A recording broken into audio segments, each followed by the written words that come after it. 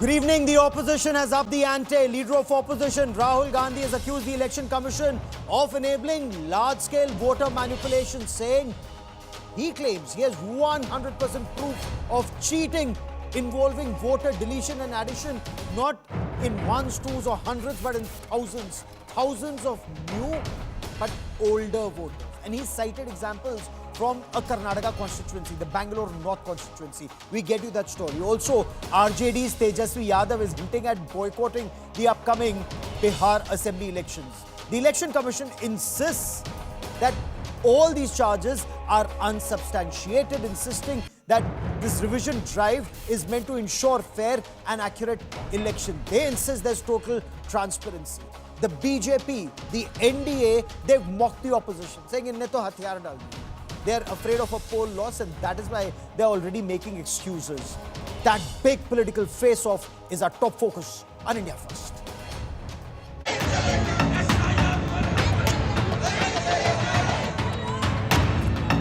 The voter revision row is exploding. Rahul Gandhi guns for the ECI, claims 100% proof of poll fraud.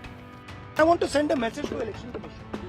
If you think you're going to get away with this, if your officers think you're going to get away with this, you're mistaken. You're not going to get away with it, because we are going to come for you. CEC slams baseless charges.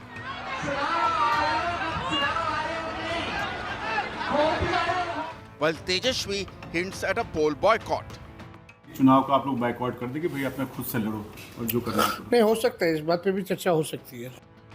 BJP slams the attack on democracy. लोकतंत्र को यह बयान देकर कि हम चुनाव का बहिष्कार भी कर सकते हैं, लोकतंत्र का तिरस्कार तेजस्वी जी कर रहे हैं.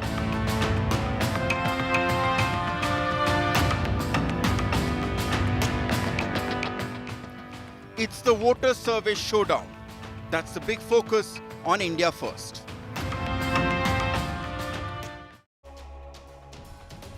But does Rahul Gandhi have evidence that can be put not just in public domain, but evidence that will stand judicial scrutiny? Or is there merit in the ruling NDA saying Rahul Gandhi's claims are a bit to create panic and fear ahead of Bihar Assembly elections? We get you that story. Coming up at 8:30, we get you details of that landmark India-UK free trade agreement inked today during Prime Minister Narendra Modi's visit to Britain. And what does it mean for Bharat? This deal gives 99% of Indian exports, whether it's textiles or pharmaceuticals, duty-free access to British markets. It aims to double the trade by 2030. We get you that story and lots more. I'm Gaurav Sawant, as always. From the corridors of the parliament to the streets of Patna, the furor over electoral roll revision remains the most dominant issue ahead of Bihar Assembly elections. Leader of opposition in Lok Sabha, Rahul Gandhi, today accused the Election Commission of evidence of having bias. He claimed that the Congress party had 100% proof. His ally and RJD leader, Tejashwi Yadav, leader of opposition in the Bihar Assembly, has already dropped a hint of considering boycotting the elections in Bihar. They may boycott the ballot. The Election Commission insists there's total transparency in their actions. The BJP has termed these calls of boycott or claims of a bias as political drama and admission of defeat even ahead of elections. Our political bureau gets you our top story tonight.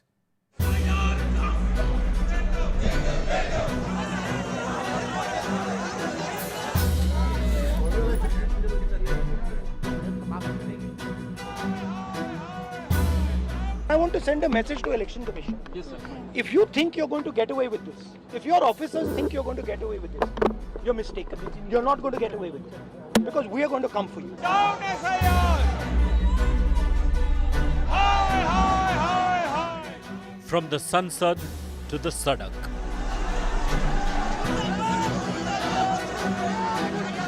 Bihar's election season has now become a showdown over the revision of electoral rolls. And upping the ante today was Rahul Gandhi, who took his fight to the EC, claiming that the constitutional body has failed in its duty. The leader of opposition in Lok Sabha also alleged that there was 100% proof of fabrication by EC in Karnataka Assembly polls where Congress managed to secure a mandate. Election Commission is not functioning as the Election Commission of India. Today they've made some statement. This is complete nonsense. Election Commission is not doing its job. Now we have concrete 100% proof of Election Commission allowing cheating in a seat in Karnataka. Not 90%. When we decide to show it to you, it is 100% proof. Rahul was not the only one to hit out at Election Commission.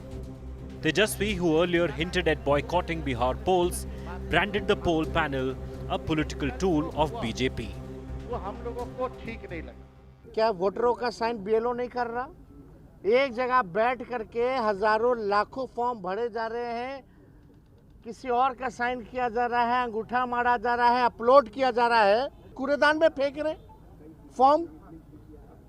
ये पारदर्शिता है। ये process को ठीक मान रही है सरकार, यानी फर्जीवाड़ा हो रहा है पूरी तरीके से केवल संख्या को पूरी करने के लिए।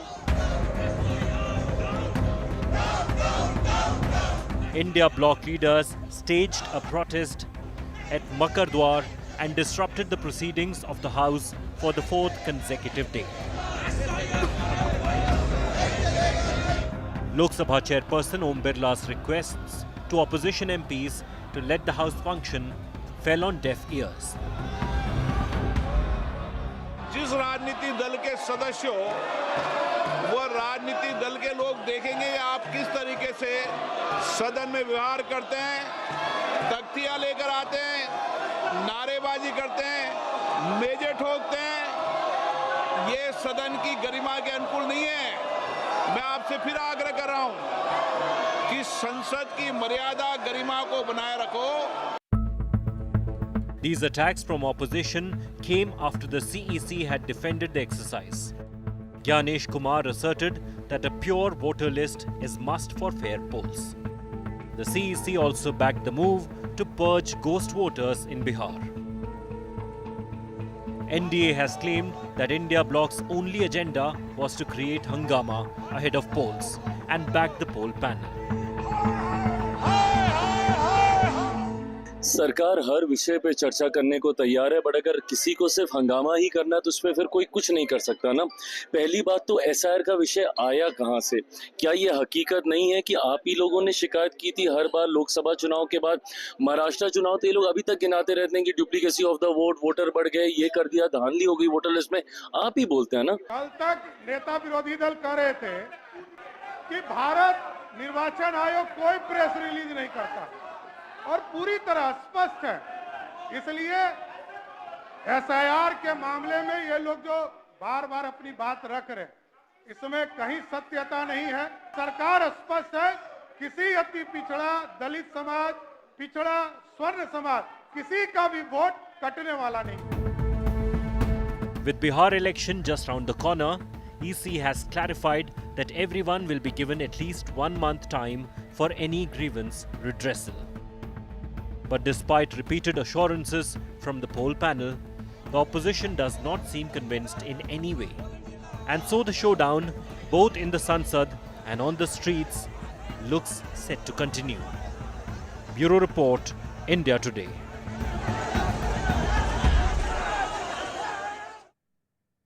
There are three very important aspects here. One, Rahul Gandhi insisting that there is evidence. He says there is 100% evidence, he claims, of a bias, of the electoral roll not being okay.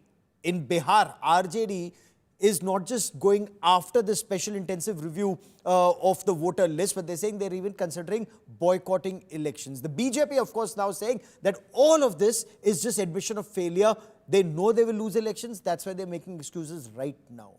Let's now throw it open to a wider panel and get our experts to comment on this. We have Syed Zafar Islam, National Spokesperson and Political and Economic Affairs Voice of the Bharatiya Janata Party, is former Member of Parliament of Rajya Sabha. Dr. Pooja Tripathi is the National Spokesperson of the Congress Party. Ravi Shankar Ravi of the RJD will join us in a moment. Amitabh Tiwari is one of the finest political voices in terms of a political strategist, commentator, and election analyst and researcher who joins us on the broadcast. Also with me is Mohammad Amin, a former joint director at the Election Commission. There are many questions that are now being asked of the Election Commission, and he'll perhaps help us understand the allegations and the response of the EC.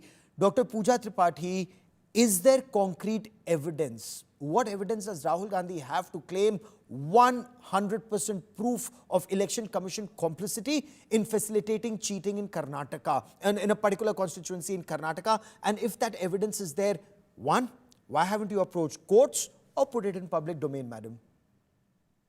Gaurav, he's leader of opposition. And I want to start by saying whose country is it anyway? When the leader of opposition goes on to, so frustrated, he goes on to say, we'll come after you. And the biggest leader of opposition in a state like Bihar goes on to say that we have no choice other than to boycott polls. It, raises structural issues of institutional integrity, accountability, transparency, and the strength of democratic discourse. We definitely have evidence. Rahul Gandhi will come up with how the whole machinery was involved in, helping BJP win in a constituency in Karnataka, and we will be public with this detail. And as far as approaching the courts, approaching the ECI, we have been doing it since last December 2024, after the Haryana elections, after the Maharashtra elections. Every time we have approached the Election Commission, but we just raised two issues, but the Election Commission has just comes out with just one sentence that is an absurd statement, unverified claims. Look at the statement they brought out today on the SAR issue that has been, rocking both the parliament and the streets of Bihar. They very petulant, very childish, very mature statement that has come out in the state that's going to the polls next year. Okay. So we have credible evidence, and we will be going public with it very soon. Fair enough. Dr. Syed Zafar Islam, is there a fair point that the Congress raises that you have the leader of opposition in Lok Sabha and the leader of opposition in the Bihar Assembly both raising issues of a bias or lack of transparency in the functioning of the Election Commission, or the Election Commission helping the ruling party win elections? Rahul Gandhi says that SIR in Bihar is a desperate, what an opposition leader is saying, this special intensive review in Bihar is a very deliberate attempt to delete 50 to 80 lakh voters in favor of the NDA. That's what the opposition is alleging. How will the BJP respond to these specific claims, especially accusation of, one, disproportionate targeting of the marginalized communities and SC/ST voters, sir? Well, let me respond to your question. I heard the Congress spokesperson, but let me also tell you very candidly that Mr. Rahul Gandhi understands the real dynamics, then he understands the ground realities, and he also understands the prospect of Bihar election. He is going to lose the election, and that has made him frustrated. But he must understand that all the institutional, constitutional organizational, which is run by constitution, not by his frustration. So his frustration is very well, I understand that he is losing election after election, and even his own leadership is not being accepted by his own lieutenants anymore. And that frustrates him, and his frustration is very well understood by the people also. But he must understand, his frustration is for his party. But he has to win the support and confidence of the people, not express frustration time and again. And earlier he used to speak about EVM. Now that has become very outdated. So he has started now speaking about Election Commission, because he knows that there is something which he can speak post the election result, because he is going to lose not Bihar, but all the other places wherever election will take place. And also one more thing, last thing, which I'll tell him, that Mr. Rahul Gandhi, you have to understand that this organization is run by the Constitution. Every organization has the constitutional responsibility. Like you also have the responsibility towards your party, but you can win vote of the people by getting their confidence. Fair enough. Dr. Tripathi wants to quickly interject before I bring in our other guests, since you made a direct allegation. Dr. Tripathi, you want to quickly respond? I think the way Bharatiya Janata Party election spokesperson is calling the elections done and dusted, this goes on to show the credibility of SAR.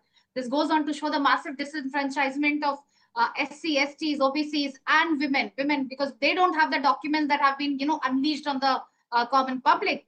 We are living in an area where neutrality is compromised. Let's face it. The erosion of the constitutional values of election commission, we have seen it long. The violation of MCC unpunished, communal rhetoric unpunished, the bad election speeches unpunished. The way the government went on to replace the Chief Justice of India from the appointment committee to a cabinet minister nominated by Prime Minister. For the moment, let's just stay on the issue of elections and let's restrict ourselves to Bihar and Karnataka, since these are the 2 points that we're discussing right now. Amitabh Tiwari, let me bring you in so that we don't digress from our main issue today. Amitabh Tiwari, Rahul Gandhi's allegations of alleged voter fraud in Karnataka in the past, and you just heard Dr. Tripathi also talk of Maharashtra and Haryana in the past. Plus, you are hearing Tejashwi Yadav hint or say that we are considering a poll boycott in Bihar. Sir, does this raise very serious questions about electoral integrity in our country? In your appreciation, how credible are these claims that there is systematic voter manipulation right from the stage of the voter list and the mechanism? Are there systems in place, in your appreciation, that can either verify or debunk these claims that are being made? See, clearly there are systems in place, and Indian elections is credited world over. It is acclaimed world over. ECI goes on to many countries to train the polling officers of other countries, that we also know. So while the allegations are serious, we have to be very mindful of the fact, whether it's opposition or the treasury benches, that this dents the credibility or can dent the credibility of the entire electoral process in India. So when an opposition is making allegations, it needs to come up with proof. Now, if there is 100% proof, then Rahul Gandhi, leader of opposition, or the Congress party should provide that proof, and the onus will be on the election commission to debunk that proof. Correct? Because let's say we've had 4 to 5 state elections post the Lok Sabha elections. 2 have been won by the opposition and 3 have been won by the BJP. So almost 50-50, let's say. Yes. Even in the Lok Sabha election, if this was the case, then the opposition would not have been able to win almost 230 seats. Yes. The Indian bloc and the Congress party would not have been able to almost win 100 seats. Yes. So the allegations are serious. I'm not saying they are not serious, but we have to be mindful of the damage it can potentially do to the credibility of the electoral system in India. And here, are they crying wolf? Gaurav, 10 seconds, please. Okay, so you want to quickly come in 10 seconds. Go on, Dr. Islam. See, I heard Amitabh Tiwari ji, but exactly just taking his cue from his remarks, that Mr. Rahul Gandhi ji should approach, and I strongly recommend, and suggest him, and I also suggest the spokesperson of the Congress party that you must speak to your leader that he should approach the honorable court, because if he has a proof, instead of making this kind of drama in public or misleading the people, he should approach the court, honorable court, and show all the proof of the Karnataka he has, so that court can take a view and appropriate judgment can be delivered by the honorable court. But this is all a stunt. This is all a stunt, and the stunt will in a court of law. Okay, you're saying it's a stunt, may backfire, but let me bring in, ma'am, permit me to bring in Mr. Mohammed Amin to at least make his introductory statement and give his perspective before I come to you for your point of view once again. Mr. Amin, the Election Commission insists that this entire SIR process, this intensive review process is 1, transparent, 2, participatory. Opportunities are being given for correction from the 1st of August to the 1st of September. What is in your understanding, sir, the allegations that have been made by Rahul Gandhi of mass voter deletion or new names that are being added, and not just of first-time voters, but people who may be in the age group of 40, 50 and so on? How robust are EC's safeguards to ensure eligible voters are not wrongfully removed during this period, sir, or in this exercise? I think Mr. Rahul Gandhi can understand that he has won the 2 places from UP and the Kerala. Why so not? he became Yes, sir. 2 places member of parliament elected in Lok Sabha, and he is the same person who became as a LOP now. And LOP, he has lot of objection, and other parties also.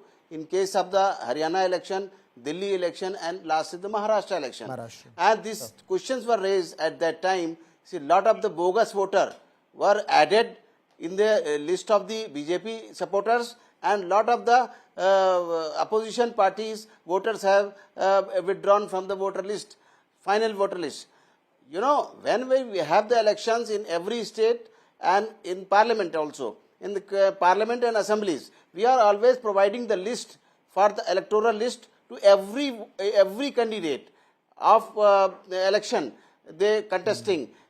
One thing. Second thing, we are always giving the final list of voter list of the state to the state president of the stakeholders, means all the parties. If the independent is here, they can also get the voter list, complete list. How they can say we have the inducted so many, at that time when we have the voter list like this time, so this election commission is always in take care. So this time is the special investigation incentive, and we want to clear, the clear voters must be voted to the country and they can participate, our countrymen. So this time we have to delete the death, and they left the places, migrated, and we have inducted what the eligible voters are there. So why That's a very important point you're making. If they are not going to participate in the election, listen, one thing more. If they are not going to participate in election as a stakeholder, they may be. But election is going on, and as per the rule of the government and constitutional, election commission has to conduct the elections there. Like I am going to example you, if they are going to threat us, so many times we got the election commission threat. Like Kashmir, you can remember, when Kashmir was there, the Hurriyat persons were boycotted the election, but the election was done at that time. So this is the legal process. Nobody can stop it, and we are doing honestly for every stakeholders. If they are participating, that's a very important point you're making, sir. 3,000 approximate parties registered in the election commission. They can minimum, they can fight the 500 parties. So independent candidates also can fight. So there is no problem for election commission. Election commission is always doing for the better for all stakeholders. If they are going to understand, it's okay. Otherwise, if they are not going to participate in the election, it's okay. No problem. But the election will be conducted at the same time whenever we need it. Mr. Amin, Constitution. So Mr. Amin, you're making a very pertinent point. Yeah. You're making a very important point, that it's a participatory process, Dr. Tripathi. It's absolutely transparent. When that final list is prepared, it is shared. If there's an objection, raise it that time. But that time it wasn't done. Respond to what Mr. Mohammad Amin has just said. If you do not want to participate, in the case of RJD, it's their loss. For example, the Hurriyat did not participate in Jammu and Kashmir. It was their loss. You know, Gaurav, by that logic, suppose there's a burglary in my house and I go to the police station and the Daroga asks me, why was your guard sleeping? I can't do anything about it. You know, Election Commission of India has a constitutional duty to ensure free and fair elections. And when they say we have given the candidate list, we have given the list, the voter list to your candidates, your booth workers didn't object, what is the role of just shut down Election Commission and let, if they can't ensure the two demands. We made a very straightforward two demands which have not been met post the Maharashtra elections. Give us the machine-readable Excel format of voter list. You are saying we give it to the individual candidates. We all know the whole election process is a very hectic process. And the moment the election, you know, the whole day is left, the most of the lists are damaged or abandoned. We are asking you an Excel format, simple. We are asking you post 5 p.m. CCTV footage of all the booths, which after the Mahmood Pracha approached High Court of Haryana, you came out with a legislation that ensures the CCTV verdict against you. Okay. The moment she completes her point, Mr. Amin, I'm coming to you. Just let her complete her point, and then I'm coming to you, sir. So what we are objecting in, sir, is why has Election Commission took on the role of identifying the citizenship documents. I want to quote the 1995, everybody's talking judiciary. I want to quote the 1995 Lal Babu sir judgment against the Election Commission of India, where Justice Ahmadi, in a 3-judge constitutional bench, ruled out the massive citizenship drive in the name of identifying voter list. He ruled out, he struck it down. And that's where, the onus, our citizenship is based on the principle of inclusion. You cannot put the onus on the citizens. Come with your 11 documents and show it. But at the same time, I'm sure even the Congress party would not want Bangladeshis and Rohingyas to be voting in Indian elections. Nobody would want that. Gaurav, look at the least facilities. Not even one Bangladeshi, Myanmar, Nepalese immigrant have been mentioned. They have mentioned disease. They have mentioned people have changed their address. They have mentioned some 11,000 who could not be identified. Nowhere they have mentioned the Bangladeshi immigrants, But Nepali have immigrants. they and mentioned something which is illegal? Mr. Amin wants to respond to the specific points you've raised. Sir, go on. Please respond. Saurav, actually, I am going to tell that if they can remember that in the history of the Election Commission, N. Gopalaswamy was the then Chief Election Commissioner of India, and that was the period 2006 to 2009. And at that time, that was the Congress period. And at that time, Mr. Gopalaswamy won with one voter I card submerged with the this Aadhaar card. At that time, he has called the meeting of the Cabinet Secretary, Home Secretary, and Aadhaar card in charge. And he has submitted to the government at them for the remark. We can have only one I card, that is voter ID card, that will be for all purposes. But this government, Congress government has not agreed on that. That's why we are facing a lot of problem nowadays. Otherwise, at that period, they have done it. This means smoothly done it. And this time, we are doing. So why they have the objection and who and cry? Let me bring in Syed Zafar Islam. Dr. Islam. Proper BLOs.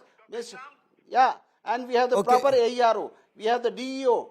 Why they have the problem? If any problem, they can approach to our senior officers. Otherwise, we have the CEO of state. And one thing more. No, but Dr. Tripaঠি's point was that agar chowkidar so raha, which means is the Congress conceding that their poll officials, their party representatives did not do their job when the list came out? That's the point, that the Election Commission is raising at this point, or at least Mr. Mohammad Amin raised that point. But Dr. Islam, the opposition led by Rahul Gandhi has accused the BJP of orchestrating this voter poll manipulation through central interference. In fact, they're naming the Prime Minister, the Home Minister. How would you respond to these allegations of the remote control being in Delhi that is being used in this special intensive review process, that, that the voters of the India Alliance are being weeded out, sir? See, as I said earlier, Gaurav, that they have to find an excuse for their defeat. When I say that, why I say very candidly that they are going to lose, purely because even Rahul Gandhi ji understands, and even Tejashwi Yadav ji understands that the ground reality suggests that there's a massive support for the Bharatiya Janata Party and India Alliance. So they when they don't get the traction, when they go or hit the rally and all, when they do not get the kind of traction they expect, then they definitely know very well that they are going to lose, and that's why they are looking for some excuse and blaming sometime EVM, sometime central leadership of BJP, sometime ECI, sometimes some other reason. But the fact is, I'm again repeating, the fact is, if they have any proof, there is a court of law, they should approach the court and submit all the evidences they have with them. Secondly, by making this kind of a statement in public and misleading the people of this great country, he is also slowly losing the base of his own support base, because people have lost trust in him. His own cadre, his own lieutenant, his own leaders who had earlier been supportive to Rahul Gandhi ji, now in private say that his leadership is going to make Congress a mockery. So that's why I'm saying that this kind of stand will backfire on them. Sir, but it's not just the Congress this time. It's the Congress and the RJD together. Dr. Tripathi, I'm just coming to you. Let me bring in Amitabh Tiwari. Gaurav, see, they are, and Tejashwi Yadav understand that in isolation, they cannot win. With Congress support, they perhaps could have thought that they can win, but when they realize that neither Congress support nor on their own, they can get enough support from the people of Bihar. That's why they are joining the hands of Rahul Gandhi, but nothing will work. Election will happen. Sir, that's for the voters to decide. That's for the voters to decide. Dr. Tripathi fears that you may know the result before the exam has taken place. And Bihar has stunned the NDA in the past. But be that as it may, sir, it's for the voters to decide either ways. 10 seconds. Let me bring in Dr. Tripathi. 10 seconds. Achha, sir, 10 seconds. There That's is the enough redressal headroom available for them. If there is Okay. any concern, if there is any objection they have, they can approach, as Mr. Muhammad Amin Fair Saab enough. said, they approach ECI for the redressal of their complaint. Let me bring in Amitabh Tiwari, because if this Mahagathbandhan does follow through on that boycott call in Bihar or that boycott threat in Bihar, Tejashwi Yadav is kind of suggesting it कि हम इसके बारे में सोच सकते हैं. Rahul Gandhi is also raising very serious questions, like you also mentioned. What does this actually mean for the Election Commission, for India's electoral democracy? And if it just proceeds, if elections proceed, as Amin Saab said, purely with the ruling party, the process will go on whether they participate or not. They insist it's a transparent process. But will this, in a way, end up being a walkover for the BJP, JDU combined, for the NDA? No, I mean, clearly, if the opposition is boycotting, then it will be a walkover. But this will not send a good message across the world and across the country. See, what is the allegation? Again, what is the allegation? That legible voters are being removed, correct? So 52 lakh voters, the Election Commission is saying 18 lakh have died, 26 have moved permanently, and 7 lakh have duplicates. This translates into roughly 21,000 voters per seat. This translates into roughly 70 person per booth.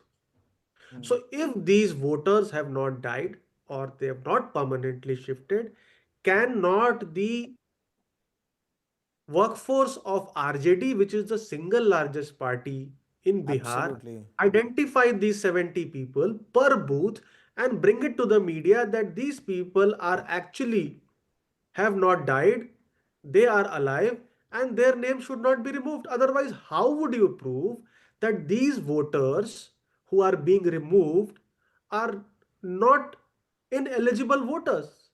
I mean, you That's have a to very prove pertinent point, Dr. Tripathi, that voters Mr. Tiwari that they are raises. not dead. But go on, complete your point, Mr. Tiwari. Go on, sir. I'm trying to say is that you have to give some proof that leave 70. These are 10 voters who are actually alive and their names are being removed. Can they not find 10 voters each booth?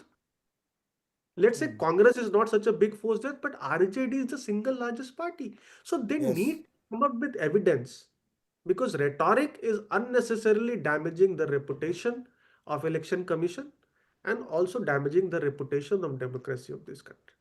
Dr. Tripathi, do respond to this, because for a party like the RJD or even for the Congress, if the EC is lying, it should be easy for them that you've removed these names. These are the individuals. This is what you've done is wrong. Point one. Point two, even in Karnataka, the Election Commission has publicly defended the electoral roll revision process. They've said electoral rolls are prepared, as Mr. Amin said, in a very transparent manner. Copies are shared with all recognized political parties. If you had any problem in Karnataka, why wasn't it brought to the notice of the Election Commission when you saw that there was an issue with it that time? We will come out, we will be public. Rahul Gandhi doesn't shy away from press conferences as compared to the Supreme Leader, and we will be public with the whole Karnataka study that we have just discovered. We have just, our team, the Eagle team has just discovered. And when we talk about Election Commission, what we are looking at now, the SIR exercise, the whole massive disenfranchisement exercise, a leader of opposition going on to say we have no choice left than other than to boycott the election, because Election Commission is not cooperating. Election Commission has become the mouthpiece of BJP. Where No, but dissent how? is, That's the point that is being raised. In fact, Mr. Amin also said, and Amitabh Tiwari just gave you an example. If they've said that so-and-so has died, then they're sharing that entire list. Produce them, that they are alive, you are lying. It's as simple as that, 70 per booth. Shouldn't be very difficult for the RJD or the Congress. So Gaurav, there are multiple videos on by independent YouTubers and Dainik Jagran and Dainik Bhaskar, multiple videos where it is said that BLO is signing the Mritwala column on the form and the person is actually alive in East Champaran. And there have been multiple reports. Produce it in court, madam. And that's what Election Commission is not taking account. BLOs are filling it at their women fancies. People have not received enrollment form, and when the whole hoopla is this last 2003 was done in 31 days, it was done in 9 months period. That's what I'm saying. First of all, you give very little time, then you imposed upon you, just remove the Aadhaar, ration card, Epic card, and you just go on to file an affidavit in Supreme Court saying that these are 11 legitimate documents. These 11 documents have an inherent social bias too. In 2025 alone, 9.9 lakh people are flood-ridden and 16 out of 28 districts are underwater. And you expect people to have documents, the 11 documents, the 10th passing, the employment certificate, and falana tikana, everything. And that's closing comments, Mr. Amin. Closing comments. Okay. Mr. Amin, Rahul Gandhi's narrative of this vote theft, match fixing, all of these and the points that are just being raised, do respond, sir.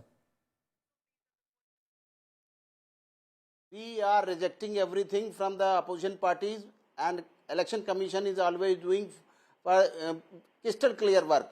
And you see, one thing I am going to mention especially for your public and your participant in the news and countrymen, that if every time we have to start from any place, like one example there, everybody has the objection that this time the SR has introduced from the Bihar. Why?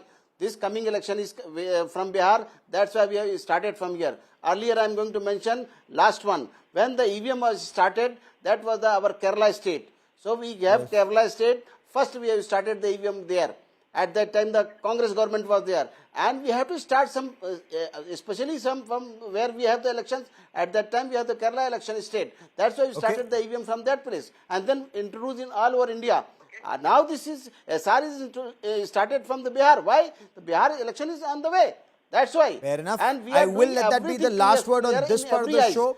They are not going to do. You know, you're saying it's a completely transparent process. I'm sorry I've run out of time on this part of the show because there's a very big story that we must talk about on the other side, and that's that landmark free trade agreement between India and the United Kingdom. 99% of India's exports to the UK will now be duty-free. What does that mean for India? And what about people like fugitives like Vijay Mallya, Nirav Modi, Lalit Modi, economic offenders and the Khalistani elements? That story and lots more coming up. Stay with us.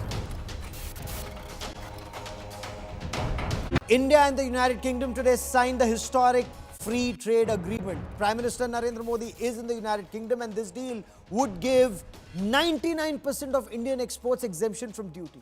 This does aim at doubling trade between India and the United Kingdom by 2030. It's UK's biggest trade deal since Brexit. It will benefit both Indian manufacturers and manufacturers in the United Kingdom. It will generate jobs. Experts predict that a boost of $34 billion of trade between the two countries annually will take place. Now, Prime Minister Narendra Modi also emphatically took up the issue of economic fugitives from India hiding in the United Kingdom. Also, the issue of terrorists and separatists like Khalistanis exploiting the democratic process in the United Kingdom. Lavina Tandon brings you our report. India and UK ink the landmark free trade agreement in London, a deal that will transform the economies of both the countries. आज हमारे संबंधों में एक ऐतिहासिक दिवस है. It is a deal that will bring huge benefits to both of our countries. The FTA with India is the UK's most significant bilateral deal since Brexit. The deal signed on Thursday will benefit 99% of Indian exports by removing tariffs. Officials estimate it could boost bilateral trade by over $34 billion annually. इस समझौते के साथ ही double contribution convention पर भी सहमति बनी है. इससे दोनों के सर्विस सेक्टर, विशेषकर टेक्नोलॉजी और फाइनेंस के उसको एक नई ऊर्जा मिलेगी. ईज ऑफ डूइंग बिजनेस को गति मिलेगी. कॉस्ट ऑफ डूइंग बिजनेस घटेगा और कॉन्फिडेंस ऑफ डूइंग बिजनेस बढ़ेगा.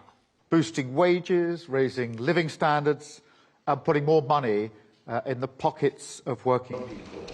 It is good for jobs, it is good for business, cutting tariffs and making trade cheaper, quicker and easier. The key features include zero duty market access to Indian exporters in textiles and garments.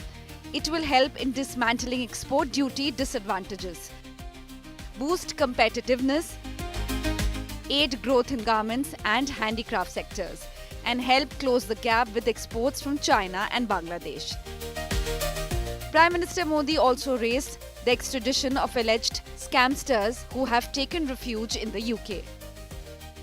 Economic offenders के प्रत्यार्पण के विषय पर भी हमारी agency सहयोग और समन्वय से काम करती रहेगी. India called for the action against Khalistani extremists. Those who misuse democratic freedoms to undermine democracy itself must be held account. Prime Minister Modi also reiterated India's fight against terror. हम एक मत हैं कि आतंकवाद के खिलाफ लड़ाई में दोहरे मापदंडों का कोई स्थान नहीं है. Both leaders unveiled the UK-India Vision 2035 to deepen cooperation in a rapidly evolving global landscape. But back home, the Congress hit out, saying India doesn't just need free trade, but the return of economic fugitives like Vijay Mallya, Nirav Modi and Lalit Modi.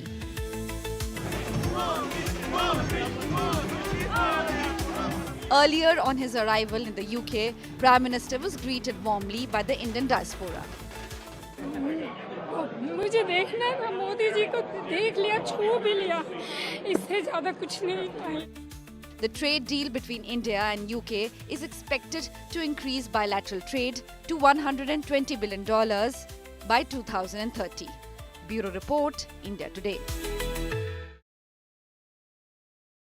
So what does the trade deal mean for India? What does it mean for the United Kingdom? What about economic fugitives? And what about the Khalistani elements? Joining me on this special broadcast, Ambassador Yash Sinha, India's former High Commissioner to the United Kingdom. Ambassador Sinha, as always, a privilege having you on this show. Siddharth Zarabi, editor Business Today with me. Ambassador Sinha, your appreciation of the FTA and what it means for India. I think it's a landmark agreement. I think certainly, given the tortured history of negotiations, I think the outcome is to be welcomed, should be welcomed by all. It's a very balanced deal. And let's not forget, this is India's first FTA with a G7 country. And even though the UK may not be our largest trade partner or among the top 10 trade partners, I'm sure this agreement would boost our bilateral trade significantly, and you have the numbers. So I think what is important is the spin-off benefits also. We go to negotiate on investments, and also I think as far as the EU is concerned, I'm not sure about the US, but certainly the EU, this could be a template for negotiations for an FTA and with other developed partners globally. So I think it's a very significant agreement, and I do hope, you mentioned economic offenders, I do hope that this visit of the Prime Minister to the UK will result in some action being taken, because let's be clear that at least one or two cases that you mentioned, I was there, the highest court in the UK had cleared the extradition, and then there was a legal hurdle that supposedly came in the way, and that legal hurdle appears not to have been overcome even today. So I think it's important because it's a political move. It's clearly the law had taken its course, and now there has to be a political judgment. And it's also reputational, because the UK very important point you're reputation is at making. stake, really.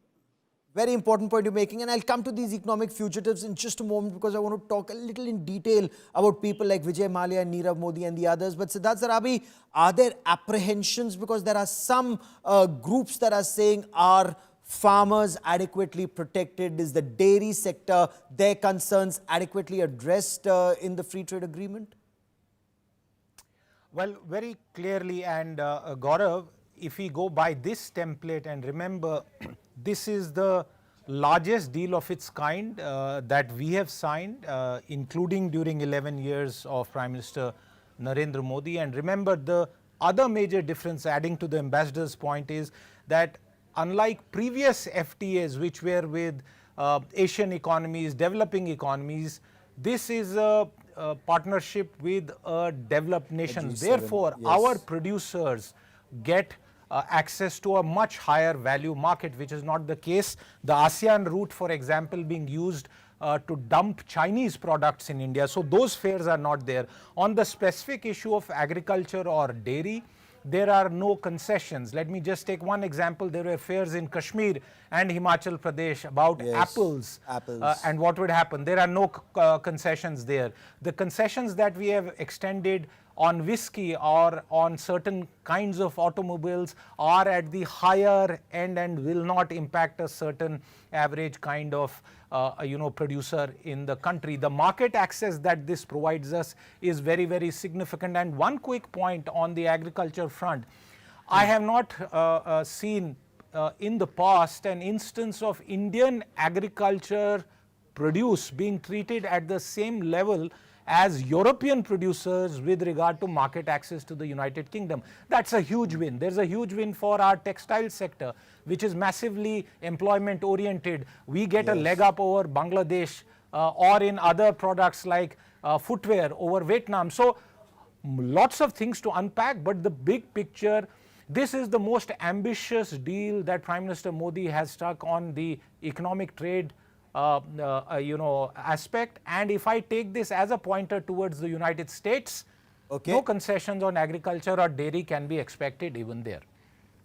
Very pertinent point that you make there. So our farmers, our dairy producers, they have reason to feel reassured. But the point, Ambassador Sinha, that you hinted at, now I want you to give us some more details, sir, on economic fugitives like Vijay Mallya or Nirav Modi and others. If I may, sir, the allegations were serious that they took loans from our banks, and instead of using those loans for their businesses here, some of that money was straight away diverted to buying plush homes in the English countryside. And that's just not permissible, because that's your money and mine. That's the taxpayers' money. Own banks, of course, there may have been collusion. But if that entire legal process has been carried out in the UK, and yet when we watch these videos of them partying in the UK with your money and mine, it hurts. So where is the roadblock? Is it a political roadblock, and do we see forward movement there?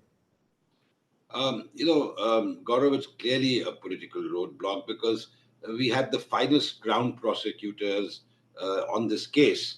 And I recall it, that one particular case, where we won the case at every level, at every stage of appeal. So obviously we had excellent cooperation from the legal system within the United Kingdom. But, the last step where the Home Secretary has to sign off, that was put off and delayed for whatever reasons. And I would call it political, not really legal. So I do hope, because I did mention that, increasingly the UK is getting a reputation of being a safe haven for economic offenders, fugitives of justice, not only from India, but from other countries, particularly those countries which were part of the empire at one point of time. So I think it is a reputational advantage for the UK to try and cooperate, because, the track record of deportation or extradition has been abysmal as far as, and there are quite a few, offenders. I recall when Prime Minister Modi had gone during Chogam, he even told his interlocutor then that, you have a problem with the condition of our jails, but it's the same jails that you built, the British built, and imprisoned the father of our nation and other freedom fighters. And we have done a lot of improvements since. So surely these fugitives would be taken care of in the jails. And there would be, obviously they're not going to get 5-star treatment, but still. So I think there is a political issue which needs to be addressed. Political issue, because you can't be a comprehensive strategic partner, Siddharth, of India and then say Indian jails are not safe enough and our human rights will not permit. That just shows that you're looking down upon us, and that's no longer permitted. The last 30 seconds I have on this part of the show, Siddharth. Well, honestly, I would say that the gains that can accrue to the ordinary Indian far outweigh some of the ticklish issues that we see. But very clearly, if you have a larger economic relationship, Gaurav, I would argue that in the future you will have even greater leverage over the United Kingdom political system to get such irritants out of the way. Economic heft will provide you strategic strength. That's a very pertinent point you make. Ambassadors Sinha and Siddharth for joining me here on India Today. Many thanks. Now, Prime Minister Narendra Modi is next scheduled to go to the Maldives, and that's extremely significant because that shows how Maldives and President Muizu, who started his politics and came to office with an India out campaign, is now inviting Prime Minister Narendra Modi, because that one picture of Prime Minister Narendra Modi at Lakshadweep, where Indians got that message that if you think it's India out, don't expect that we will holiday in Maldives. That message went loud and clear. You can't love our money and not love us. You cannot hate Hindus, you cannot hate India and then expect us to spend our money there. That message has gone across. What will the Prime Minister's visit achieve? We get you more in this report.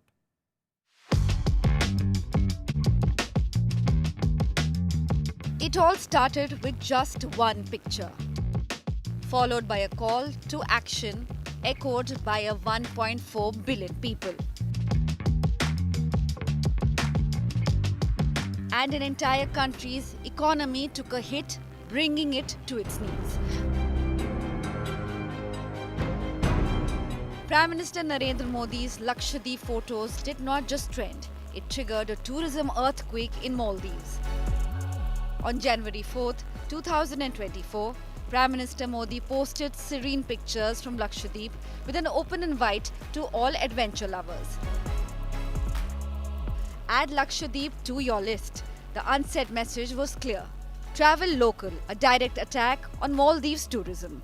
The post worked like magic, from topping the charts of Maldives tourists in 2022 as well as in 2023. India skid to the 6th place in 2025 behind China, Russia, UK, Italy and Germany.